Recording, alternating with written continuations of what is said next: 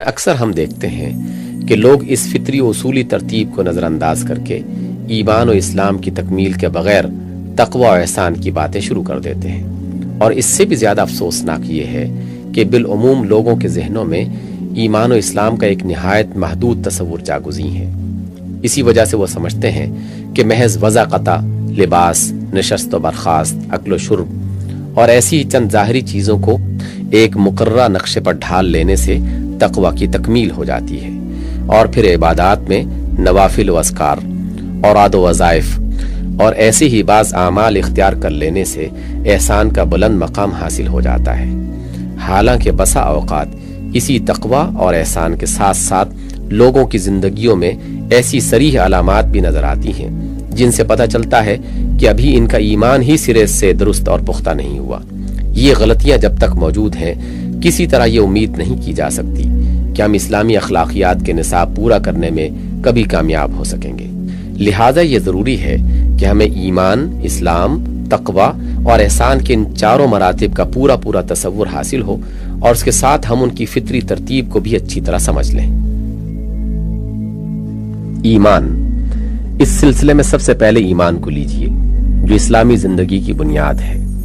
ہر شخص جانتا ہے کہ توحید و رسالت کے اقرار کا نام ایمان ہے۔ اگر کوئی شخص اس کا اقرار کرے تو اس سے وہ قانونی شرط پوری ہو جاتی ہے جو دائرہ اسلام میں داخل ہونے کے لیے رکھی گئی ہے، اور وہ اس کا مستحق ہو جاتا ہے کہ اس کے ساتھ مسلمانوں کا سا معاملہ کیا جائے۔ مگر کیا یہی سادہ اقرار جو ایک قانونی ضرورت پوری کرنے کے لیے کافی ہے؟ اس غرض کے لیے بھی کافی ہو سکتا ہے کہ اسلامی زندگی کی ساری سے منزلہ عمارت صرف اسی بنیاد پر قائم ہو سکے؟ لوگ ایسا ہی سمجھتے ہیں، اور اسی لیے جہاں یہ اقرار موجود ہوتا ہے وہاں عملی اسلام اور تقوی اور احسان کی تعمیر شروع کر دی جاتی ہے، جو اکثر ہوائی قلعہ سے زیادہ پائیدار ثابت نہیں ہوتی۔ لیکن فی الواقع ایک مکمل اسلامی زندگی کی تعمیر کے لیے یہ ناگزیر ہے کہ ایمان اپنی تفصیلات میں پوری طرح وسیع اور اپنی گہرائی میں اچھی طرح مستحکم ہو۔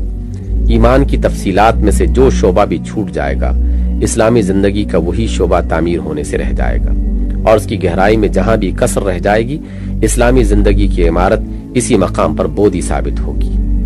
مثال کے طور پر ایمان باللہ کو دیکھیے جو دین کی اولین بنیاد ہے۔ آپ دیکھیں گے کہ خدا کا اقرار اپنی سادہ صورت سے گزر کر جب تفصیلات میں پہنچتا ہے تو لوگوں کے ذہن میں اس کی بے شمار صورتیں بن جاتی ہیں۔ کہیں وہ صرف اس حد تک ختم ہو جاتا ہے کہ بے شک خدا موجود ہے اور دنیا کا خالق ہے اور اپنی ذات میں اکیلا ہے۔